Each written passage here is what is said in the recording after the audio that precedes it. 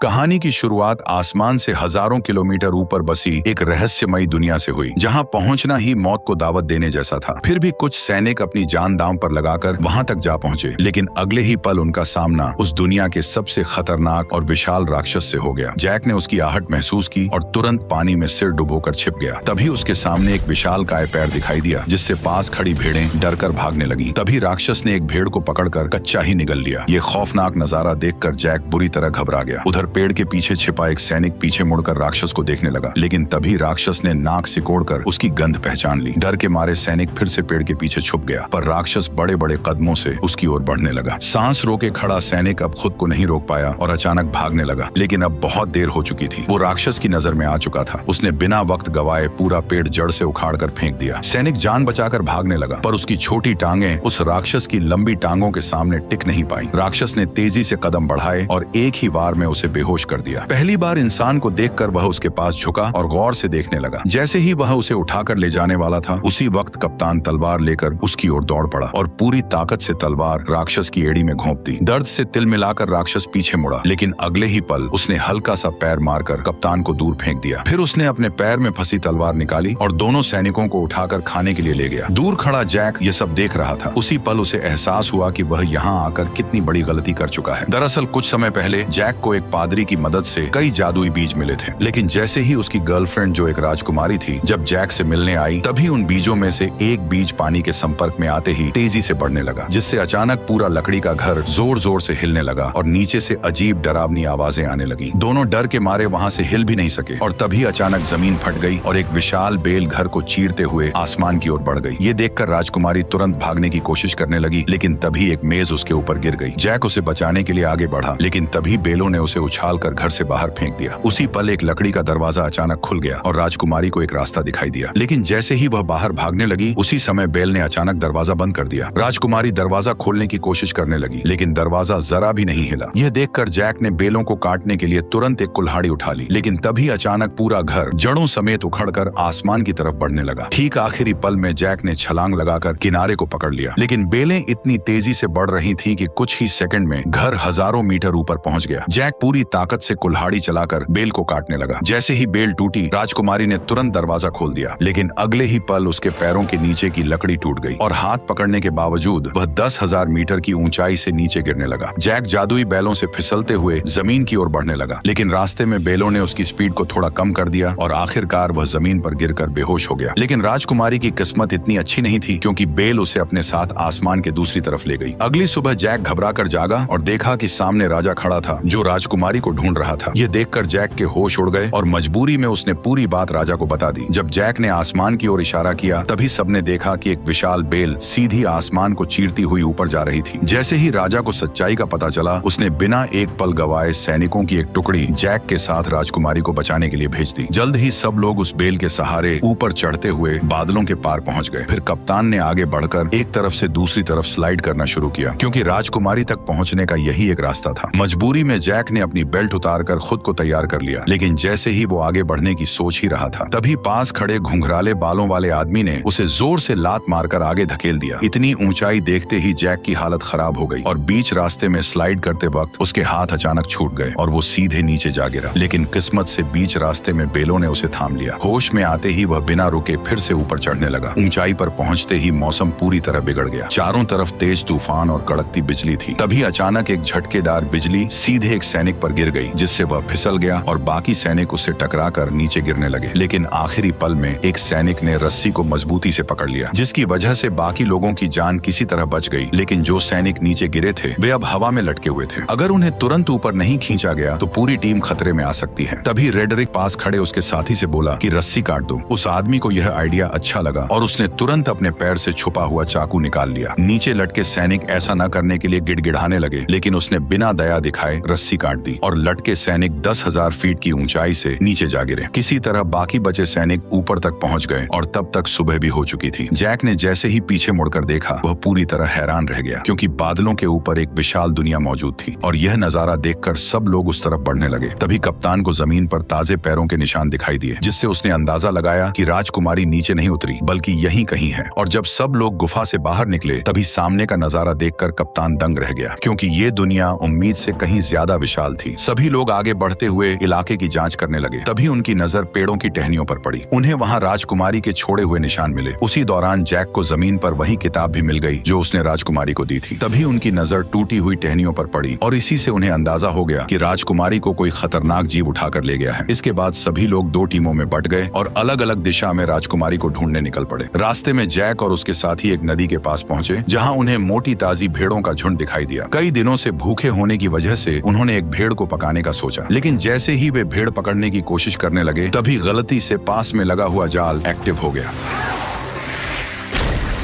Jack ने तुरंत अपना चाकू निकाला और पूरी ताकत से जाल काटने लगा। उधर कप्तान भी रस्सी काटने की कोशिश कर रहा था, लेकिन तभी उसकी नजर एक अजीब चीज पर पड़ी। पास के सारे कौवे अचानक घबराकर उड़ गए और सारी भेड़ें भी एक साथ दूसरी दिशा में भागने लगी। कप्तान को कुछ शक हुआ, पर वो फिर भी रस्सी काटता रहा और जैसे तैसे वे दोनों जाल से निकल आए। लेकिन तभी जंगल से डरावनी आवाज गूंज उठी और उसी पल एक विशालकाय दानव उनके सामने आया और दोनों सैनिकों को पकड़कर अपने साथ ले गया। जैक चुपचाप दानव के पीछे पीछे चलने लगा ताकि सही मौका मिलते ही वो साथियों के साथ राजकुमारी को भी बचा सके। दूसरी तरफ रेडरिक दोनों सैनिकों के साथ एक चट्टान के किनारे पर पहुंच गया। गंजे आदमी को लगा कि इस तरह ढूंढते रहना बेकार है और वह कोई दूसरा रास्ता खोजने के लिए आगे बढ़ने लगा। लेकिन तभी रेडरिक ने अपनी चाल चल दी। अरे देखो, वो रही इज़ाबेल। जैसे ही गंजा आदमी वापस मुड़कर चट्टान के पास आया तभी रेडरिक ने मौके का फायदा उठाकर उसे सीधे गहरी खाई में धक्का दे दिया। यह देखकर रेडरिक का दोस्त जोर जोर से हंसने लगा। तभी एक विशाल हाथ ने अचानक उसे पकड़ लिया।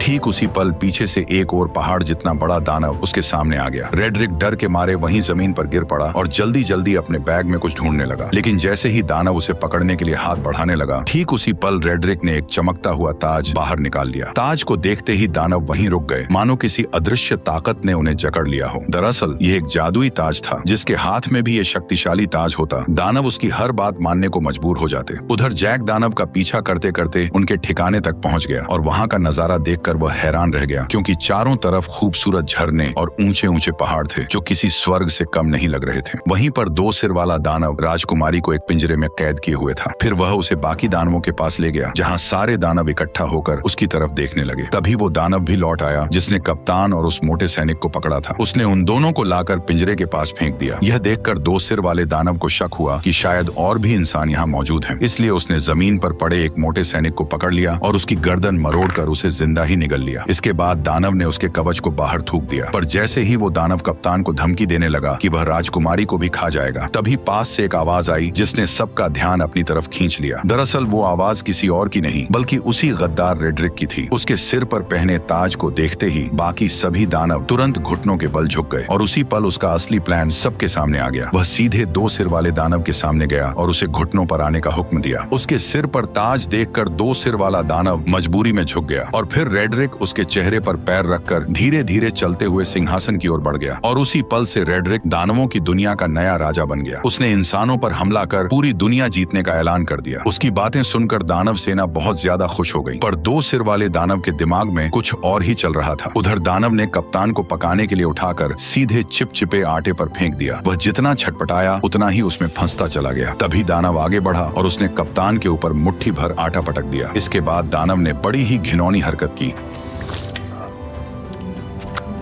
दानव ने कप्तान को मोड़कर एक तरफ रख दिया। तैयारी के बाद केवल सब्जियां डालना बाकी था। जैसे ही वह सब्जियां लेने गया उसी समय जैक चुपके से वहां आ पहुंचा। जैक को देखकर राजकुमारी बेहद खुश हो गई, लेकिन उसने तुरंत उसे इशारे से चुप रहने को कहा। उधर दानव अब भी उलझा हुआ था और इसी बीच जैक धीरे धीरे राजकुमारी के पास पहुंच गया। उसने पिंजरे का लॉक खोलने की कोशिश की, लेकिन यह उसके बस की बात नहीं थी। तब राजकुमारी ने उसे पहले कप्तान को बचाने के लिए कहा, जिसे दानव ने सुअरों के साथ लाइन में रखा था। जैक तुरंत उसके पास पहुंचा और चाकू निकालकर उसे उस चिपचिपे आटे से अलग करने लगा। उसी समय दानव मसाला लेकर वापस आने लगा। ये देखकर जैक ने जल्दी से चाकू कप्तान को पकड़ा दिया और खुद छिप गया। खुशकिस्मती से दानव को कुछ भी शक नहीं हुआ। उसने कुछ नुकीली लकड़ियां उठाई और कप्तान की आंखों के सामने पास पड़ी सुअर में घुसा दी। जो सुअर अभी तक चिल्ला रही थी वह तुरंत शांत हो गई। अब अगला नंबर कप्तान का था। दानव ने बिना दया दिखाए वार किया, लेकिन वह थोड़ा सा चूक गया, वरना कप्तान की आने वाली पीढ़ी का नामो निशान मिट जाता। ये देखकर कप्तान डर के मारे बेहोश हो गया। फिर दानव ने उन सभी को उठाकर पास जल रहे भट्ठे में रख दिया। अब उन्हें बचाने वाला एकमात्र जैक ही था। इस समय जैक लोहे की रिंग के ऊपर पहुंच चुका था और दानव को उसकी भनक तक नहीं थी। तभी दानव ने एक तेज धार वाला चाकू उठाया और सीधे राजकुमारी की ओर बढ़ गया। उसने बिना देर किए हाथ अंदर डालकर राजकुमारी को बाहर निकाल लिया और टेबल पर रखकर उसे काटने की तैयारी करने लगा। लेकिन तभी जैक ने चुपके से पास रखा एक भारी चाकू उठा लिया। बेखबर दानव राजकुमारी पर वार करने ही वाला था। तभी जैक ने छुरी सीधी उसकी रीढ़ में घोंप दी। दर्द से दानव जोर जोर से चिल्लाने लगा, लेकिन जैक छुरी को मजबूती से पकड़े रहा। तभी दानव बेकाबू होकर दीवार से जा टकराया और वहीं मारा गया। यह देखकर राजकुमारी और कप्तान दोनों हैरान रह गए। इसके बाद वे तीनों तुरंत उस जादुई बेल के पास पहुंच गए, लेकिन वहां पहले से ही एक दानव पहरा दे रहा था जिसे रेड्रिक ने भेजा था। तभी जैक के दिमाग में एक अजीब आइडिया आया। वो एक मधुमक्खियों का छत्ता लेकर कप्तान के साथ धीरे धीरे उस दानव के पास पहुंच गया। फिर कप्तान ने दानव का हेलमेट उठाया और जैक ने छत्ता उसके अंदर पटक दिया। दानव अभी भी बेफिक्र सो रहा था और उसे जरा भी अंदाजा नहीं था कि उसके साथ क्या होने वाला है। जैसे ही जैक ने छत्ता अंदर रखा, तभी कप्तान ने तुरंत हेलमेट बंद कर दिया और फिर दोनों तेजी से वहां से भागकर पास की चट्टान के पीछे छिप गए और इंतजार करने लगे। कुछ ही देर में दानव मधुमक्खियों के डंक से तड़प कर उठ खड़ा हुआ और दर्द से छटपटाते हुए अपने शरीर को झटकने लगा। लेकिन जितना ज्यादा वह तड़प रहा था, मधुमक्खियां उतनी ही ज्यादा उस पर हमला कर रही थी। घबराकर दानव वहां से भागने लगा, लेकिन फिसलकर पत्थरों से टकरा गया और फिर वह लुढ़कता हुआ चट्टान के किनारे तक पहुंच गया। ऐसा लग रहा था कि अब वह गिरने ही वाला है। तभी अचानक उसने अपना हेलमेट उतार दिया। यह देखकर तीनों एक पल के लिए चौंक गए, लेकिन तभी एक मधुमक्खी सीधे उसकी तरफ उड़ती हुई आई और अगले ही पल उसने दानव को जोर से डंक मार दिया, जिससे वह कंट्रोल खो बैठा और सीधे नीचे जा गिरा। यह देखकर तीनों लोग खुशी से झूम उठे। उन्हें यकीन नहीं हो रहा था कि उन्होंने इतनी आसानी से इतने बड़े दानव को हरा दिया। इसके बाद तीनों ने तुरंत वहां से निकलने का फैसला किया, लेकिन अचानक कप्तान रुक गया। उसने बताया कि उसे रेड्रिक से ताज छीनने के लिए यही रुकना पड़ेगा। इसलिए जैक उसे चाकू थमाकर राजकुमारी के साथ नीचे उतरने लगा। उसी समय दानव बैलों से टकराते हुए आखिरकार नीचे आ गिरा। तेज आवाज सुनकर राजा तुरंत अपने टेंट से बाहर आया और इस खतरनाक दानव को देखकर घबरा गया। अचानक गांव के लोग भी वहां इकट्ठा हो गए। तभी राजा ने ना चाहते हुए प्रजा की भलाई और दानवों को यहाँ आने से रोकने के लिए एक बड़ा फैसला लिया। उसने तुरंत जनरल को बेल काट डालने का आदेश दे दिया। सैनिकों ने विशाल लोहे की कीलें उस बड़ी बेल में ठोक दी, फिर उन पर मजबूत हुक लगा दिए और कुछ बैलों और घोड़ों की मदद से उसे खींचना शुरू कर दिया। धीरे धीरे वह विशाल बेल जड़ों समेत हिलने लगी, लेकिन इससे पास खड़े सैनिक अचानक खतरे में आ गए। तभी अचानक बीच वाली मोटी बेल भी टूटने लगी। ऊपर खड़े सैनिक नीचे गिरने लगे, जिससे चारों तरफ अफरा तफरी मच गई। उधर जैक और राजकुमारी बेल के सहारे नीचे उतर रहे थे, लेकिन जैसे ही उन्होंने नीचे नजर डाली तो वे डर के मारे घबरा गए, क्योंकि बेल बेकाबू हो चुकी थी और किसी भी पल गिर सकती थी। उसी समय जैक ने मौका देखकर राजकुमारी को कसकर पकड़ा और तेजी से एक लटकती डाल को थाम लिया। दोनों हवा में झूलते हुए तेजी से नीचे की ओर बढ़ने लगे। आखिरकार जब वे नीचे गिरे तो घास के ढेर ने उनकी रफ्तार कम कर दी और इस तरह दोनों सही सलामत जमीन पर पहुंच गए। ठीक उसी पल रेड्रिक ने सभी दानवों को इकट्ठा कर इंसानों पर हमला करने की तैयारी की। तभी दो सिर वाले दानव को इंसान का आभास हुआ, जिससे कप्तान छिप गया। तभी रेड्रिक ने आगे बढ़ते हुए बैल उगाने वाले जादुई बीज निकाले, लेकिन तभी अचानक कप्तान उस पर टूट पड़ा, जिससे जादुई बीज चट्टान पर ही छूट गए और रेड्रिक सीधे नीचे गड्ढे में जा गिरा। रेड्रिक डर के मारे दानवों को पुकारने लगा, जबकि कप्तान उसके सामने लड़ने के लिए तैयार खड़ा हो गया। तभी दो सिर वाले दानव ने बाकी दानवों को उसे बाहर निकालने का आदेश दिया। दानव चट्टानों को तोड़ने लगे और नीचे कप्तान और रेड्रिक के बीच लड़ाई शुरू हो गई। रेड्रिक ने अपनी लंबी तलवार के सहारे कप्तान को गिरा दिया और उसका हथियार दूर जा गिरा। इसके बाद उसने मौका पाकर लगातार हमले शुरू कर दिए, लेकिन कप्तान ने किसी तरह उसका वार रोक लिया और दोनों के बीच ताकत की लड़ाई शुरू हो गई। जल्द ही कप्तान कमजोर पड़ने लगा और रेड्रिक ने उसे पानी में डुबो दिया। तभी अचानक उसकी नजर उस चाकू पर पड़ी जो उसकी तरफ बहकर आ रहा था। कप्तान ने सही मौके पर उसे दांतों से पकड़ लिया और तुरंत रेड्रिक के चेहरे पर वार कर दिया। अचानक हुए हमले से रेड्रिक का गुस्सा फूट पड़ा। उसने अपने हथियार के दम पर कप्तान को पीछे धकेल दिया। कप्तान मजबूर होकर पीछे हटता गया और आखिरकार किनारे तक पहुंच गया। तभी रेड्रिक ने उसे एक जोरदार लात मारकर नीचे गिरा दिया, लेकिन कप्तान ने किसी तरह चट्टानों को पकड़ लिया। रेड्रिक तलवार को उसके हाथों में चुभोने लगा ताकि वह खुद नीचे गिर जाए, लेकिन उसने कप्तान की ताकत को कम आंका था। जैसे ही वह फिर से हमला करने लगा, कप्तान ने उसी के हथियार को पकड़कर उसी की टांग में घोंप दिया। दर्द से रेड्रिक जोर जोर से चिल्लाने लगा और इसी मौके का फायदा उठाकर कप्तान ने तलवार रेड्रिक के पेट में घोंप दी। अचानक हुए हमले की वजह से रेड्रिक ने वहीं दम तोड़ दिया। उसके मरते ही ताज की जादुई ताकत भी खत्म हो गई। कप्तान किसी तरह ऊपर चढ़ आया और ताज वापस लेने के लिए आगे बढ़ा, लेकिन तभी ऊपर की गुफा टूट गई और दो सिर वाला दानव उससे पहले ही ताज उठा ले गया। उसने ताज अपनी उंगली में पहन लिया और खुद को नया राजा घोषित कर दिया। ताज पहनते ही उसकी ताकत फिर से लौट आई। यह देखकर बाकी दानवों ने भी अपने घुटने टेक दिए। तभी कप्तान ने देखा कि धरती पर लौटती हुई वह एकमात्र बेल अब कभी भी टूटकर नीचे गिर सकती है, इसलिए उसने बिना देर किए सीधे बेल पर छलांग लगा दी। बेल तेजी से किले की ओर बढ़ने लगी। कप्तान ने सही समय समय का फायदा उठाया और छलांग लगाकर सीधे पानी में कूद गया। दो सिर वाले दानव ने जब देखा कि इंसानों की दुनिया तक जाने का रास्ता टूट चुका है तो वह गुस्से से गरज उठा। तभी अचानक छोटे सिर ने जमीन पर पड़े उस थैले की ओर इशारा किया जिसमें जादुई बीज भरे हुए थे। दो सिर वाले दानव ने उसे उठाया और अपने हाथ में खोल लिया। उसमें कुल 4 जादुई बीज थे। यह देखकर वह खुशी से झूम उठा। उसने तुरंत एक फूंक मारकर उन बीजों को पानी में फेंक दिया। जैसे ही बीज पानी से टकराए वे तुरंत उगने लगे और अगले ही पल जमीन को चीरती हुई 4 विशाल बेलें बाहर निकल आईं। इसके बाद दो सिर वाले दानव ने जोर से आदेश दिया और सभी दानव उस बेल पर चढ़कर इंसानों की दुनिया की ओर बढ़ने लगे। आखिरी पल में दो सिर वाला दानव भी छलांग लगाकर नीचे कूद पड़ा। वो बेलों के जरिए फिसलते हुए जमीन की ओर बढ़ने लगा। उसी समय जैक घोड़े को पानी पिला रहा था। तभी अचानक उसकी नजर आसमान की ओर गई। उसने देखा कि सभी दानव तेजी से नीचे की ओर बढ़ रहे हैं। बिना एक पल गवाए वह घोड़े पर सवार होकर राजा को चेतावनी देने निकल पड़ा। उधर राजा की सेना आराम से किले की ओर बढ़ रही थी। तभी जैक की नजर सेना पर पड़ गई। वो जोर जोर से चिल्लाने लगा कि दानव आ रहे हैं, लेकिन राजा को अब भी कुछ समझ नहीं आया। तभी पीछे के जंगल से अचानक कई दानव निकल आए और जहाँ जहाँ वे जा रहे थे वहाँ सब कुछ तहस नहस कर रहे थे। कोई भी उन्हें रोक नहीं पा रहा था। जल्द ही दानव सेना पास आ गई और उन्होंने एक सैनिक को पकड़कर जिंदा निगल लिया। घोड़े पर सवार लोग भी उनकी रफ्तार से नहीं बच पाए। इस वक्त इंसान उनके सामने बिल्कुल बेबस थे। तभी एक गोल चेहरे वाले दानव ने पास की पवन चक्की का पंखा तोड़कर राजकुमारी की तरफ फेंक दिया, जो जमीन पर गिरते ही सब कुछ चकनाचूर कर गया और राजा का ताज भी गिर पड़ा। उधर किले पर तैनात सैनिकों ने राजा की सेना को आते देखा और उन्होंने तुरंत अंदर युद्ध की तैयारी की खबर भेज दी। कप्तान ने तुरंत सभी सैनिकों की मदद से खाई में तेल डलवा दिया ताकि दुश्मनों को रोका जा सके। जैसे ही राजा की सेना किले के पास पहुंची, उसने तीर चलाने का आदेश दे दिया और देखते ही देखते सैकड़ों जलते हुए तीर दुश्मनों की ओर छोड़ दिए गए। जैसे ही ये तीर तेल से टकराए, चारों तरफ आग भड़क उठी और इसी बीच राजा की सेना सुरक्षित किले के अंदर पहुंच गई। राजकुमारी को सही सलामत देखकर कप्तान ने तुरंत किले के दरवाजे बंद करने का आदेश दिया, लेकिन उसी समय जैक अभी भी बाहर था और दानव उसके पीछे पड़े हुए थे। जैसे ही किले का दरवाजा बंद होने लगा, तभी जैक घबरा गया, लेकिन आखिरी पल में वह अपने घोड़े के साथ छलांग लगाकर अंदर घुस आया। हालांकि उसके पीछे पीछे दो सिर वाला दानव भी दरवाजे पर चढ़ आया, लेकिन तभी कप्तान ने उस पर हमला बोल दिया और वह सीधे आग की जलती लपटों में जा गिरा।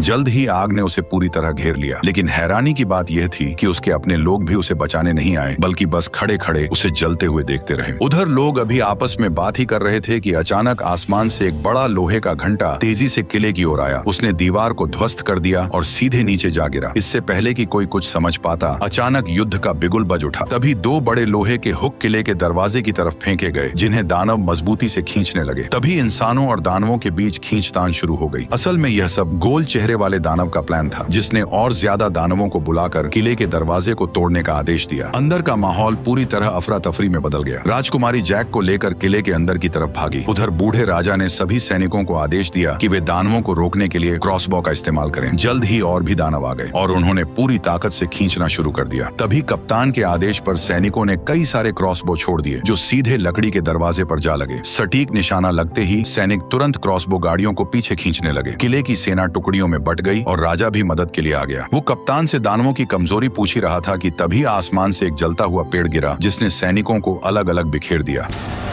अगले ही पल कई सारे जलते हुए पेड़ सैनिकों के ऊपर गिरने लगे, जिससे उनकी पकड़ ढीली होने लगी। ऐसा लग रहा था जैसे दरवाजा जल्द ही टूट जाएगा। तभी राजकुमारी जैक को लेकर किले के अंदर पहुंची, लेकिन अचानक एक भारी दहाड़ और जमीन में उठती दरारों ने उनका ध्यान खींच लिया। डर के मारे दोनों पीछे हट गए और कुछ पत्थर ऊपर की ओर उड़ने लगे। नीचे से अचानक 2 विशाल हाथ बाहर निकले। ये वही 2 सिर वाला दानव था जो पहले आग में गिरने के बावजूद बच गया था, क्योंकि पानी के नीचे होने की वजह से आग उसका कुछ नहीं बिगाड़ पाई और वह सीवर के रास्ते से चुपचाप किले के अंदर तक घुस आया। अचानक उसे राजकुमारी की शाही गंध महसूस हुई। जैक ने डरते हुए कंबल खोला और देखा कि दानव की अभी तक उन पर नजर नहीं पड़ी है, लेकिन तभी गुस्से में दानव ने पास रखा शीशा तोड़ दिया। घबराहट में कंबल में छिपे दोनों लोग कांपने लगे, लेकिन दानव ने सीधे ऊपर से उन्हें देख लिया। जैक पूरी ताकत लगाकर तुरंत राजकुमारी को पकड़कर भागा, लेकिन दानव लगातार उनका पीछा करने लगा। कोई रास्ता न होने की वजह से दोनों मजबूरी में दूसरी मंजिल की ओर भागे। वे कदमों को रोकने की हिम्मत भी नहीं कर रहे थे, लेकिन अचानक एक हाथ साइड से बाहर निकला और राजकुमारी को पकड़ लिया। जैक ने पास में रखी कुल्हाड़ी उठाई और बिना देर किए सीधे उस पर हमला कर दिया, लेकिन दानव ने दूसरे हाथ से उसे पकड़ लिया। छोटा सिर जैक जैक का मजाक उड़ाने लगा। तभी जैक ने गुस्से में सीधे कुल्हाड़ी मारकर उसका हेलमेट तोड़ दिया। गुस्से में दानव ने अपना बड़ा मुंह खोल लिया। तभी जैक ने लॉकेट में छिपा हुआ जादुई बीज निकाला और सीधे उसके मुंह में फेंक दिया। जादुई बीज सीधे उसके पेट में चला गया, जिससे 2 सिर वाले दानव को अचानक कुछ गड़बड़ महसूस हुई और उसने तुरंत दोनों को जमीन पर पटक दिया। तभी अचानक एक बेल उसके शरीर से बाहर आई और दोनों डर के मारे पीछे हट गए। अचानक कई सारी बेलें पूरी रफ्तार से उसके शरीर को चीरते हुए बाहर निकल आई, जिससे हॉल पूरी तरह से तबाह हो गया। अचानक राजा का मुकुट पहना हुआ हाथ भी जैक के पास गिर गया। उधर बाहरी सैनिक अभी भी दानवों को रोकने में लगे हुए थे, लेकिन गोल मुंह वाले दानव की एक आवाज पर सभी दानव धीरे धीरे पीछे बढ़े और सैनिकों को एक एक कर गिराते चले गए। किले का दरवाजा धीरे धीरे खुल गया। कप्तान ने तुरंत सैनिकों से लोहे का दरवाजा बंद करने को कहा। ठीक उसी पल गोल मुंह वाला दानव अपने साथियों के साथ धुंध से धीरे धीरे बाहर आया, लेकिन लोहे का दरवाजा उसे ज्यादा देर तक रोक नहीं पाया और उसने एक ही झटके में दरवाजे को तोड़ दिया। तभी वो दानव अपने साथियों के साथ किले के अंदर घुस गया। वहां खड़े टेस्टी सैनिकों को देखकर वे बेहद खुश हुए। दानव हमला करने ही वाले थे कि पीछे से अचानक आवाज आई और सभी दानवों का ध्यान उस आवाज पर चला गया। दानव ने भीड़ में ध्यान से देखा और अचानक उसने अपना हथियार छोड़ दिया। ये देखकर बाकी दानव भी हथियार छोड़कर सभी इंसानों के सामने घुटनों के बल बैठ गए। कप्तान यह नजारा देखकर चौंक गया। तभी अचानक जैक मुकुट लेकर आगे आया और उसने तुरंत सभी दानवों को वापस उनकी दुनिया में लौट जाने का हुक्म दे दिया।